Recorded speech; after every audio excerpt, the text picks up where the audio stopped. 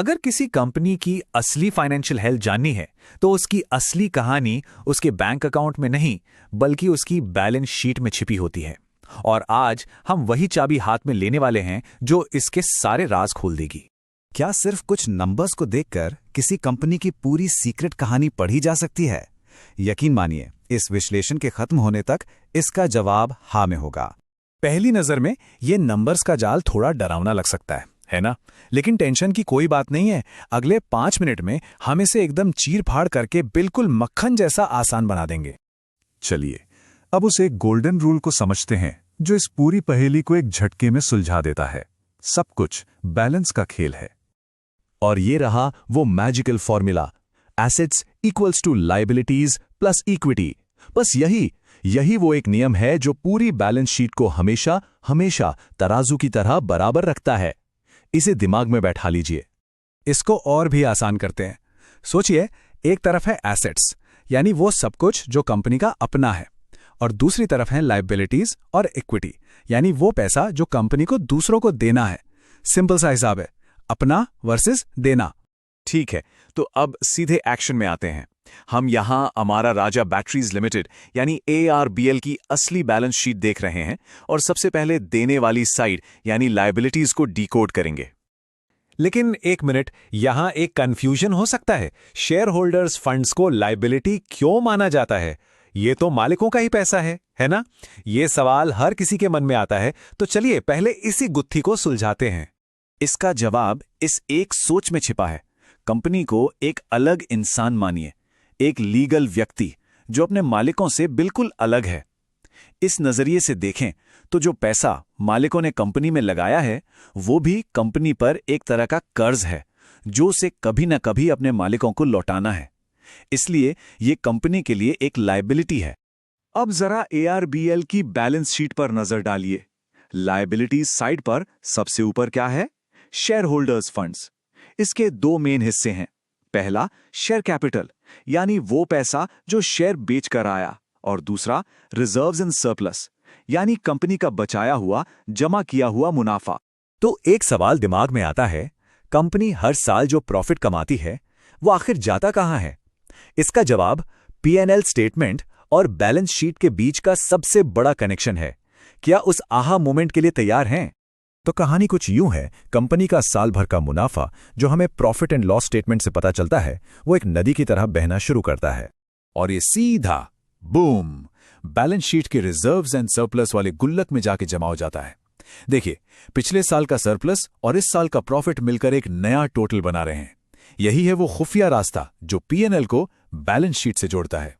तो मालिकों के पैसे की बात तो हो गई। अब देखते हैं कि कंपनी ने बाहर के लोगों से जैसे कि बैंकों से कितना कर्ज उठाया है। इसे समझने का सबसे आसान तरीका है इसे अपनी पर्सनल फाइनेंस से जोड़कर देखना। नॉन करंट लायबिलिटीज को समझिए अपना होम लोन जो सालों साल चलता है, और करंट लायबिलिटीज को समझिए क्रेडिट कार्ड का बिल जिसे अगले महीने ही चुकाना होता है। ARBL की बैलेंस शीट में यह है उनके होम लोन वाले कर्ज।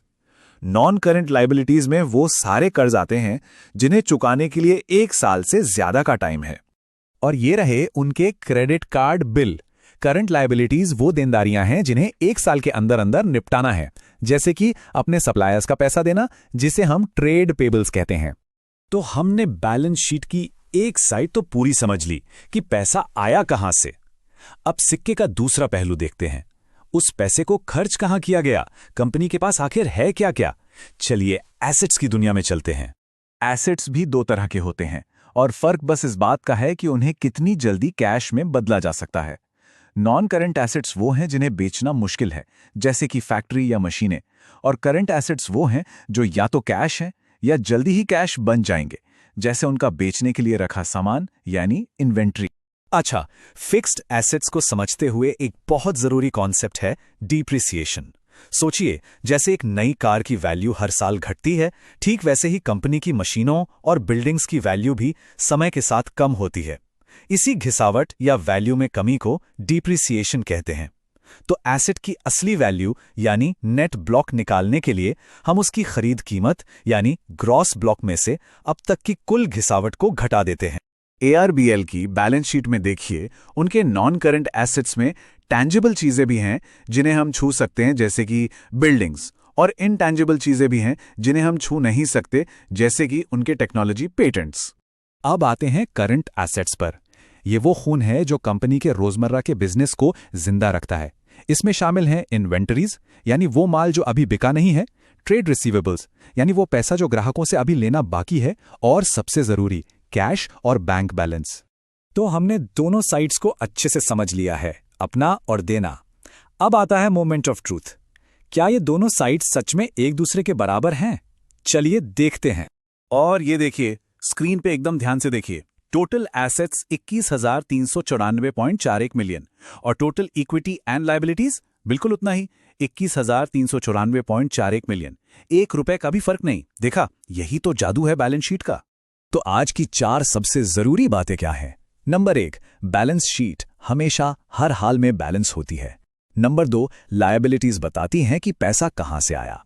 नंबर 3, एसेट्स बताते हैं कि वो पैसा कहां लगाया गया। और नंबर 4, जो सबसे मजेदार है, P&L का प्रॉफिट बहकर सीधा बैलेंस शीट की तिजोरी में आता है।